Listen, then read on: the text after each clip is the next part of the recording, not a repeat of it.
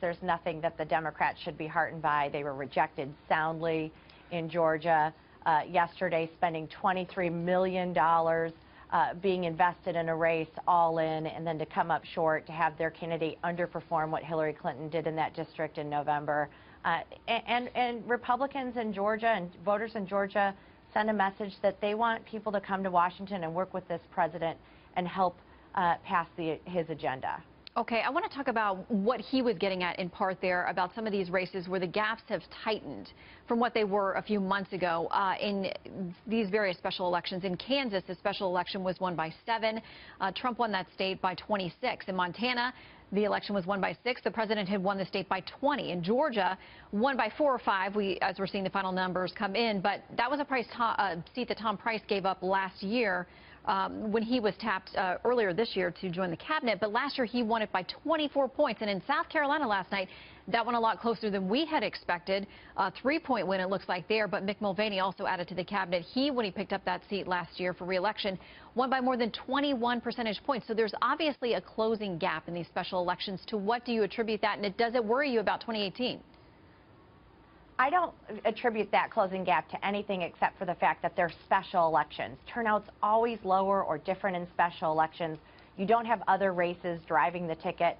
You cannot look at the margins as anything other than circumstances of that special election. What you do need to take from these elections is that Republicans won in every single one.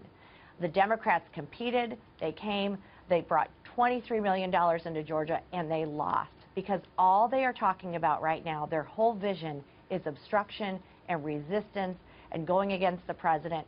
Republicans are talking about jobs and wages and helping President Trump and repealing and replacing Obamacare. We're putting forward a vision for Americans, and that's being supported by voters across this country.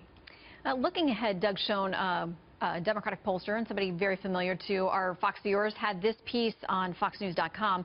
I want to read in part what he said. He said, nationwide, this movement to Democrats will continue to serve the party well as it prepares for the 2018 midterm elections.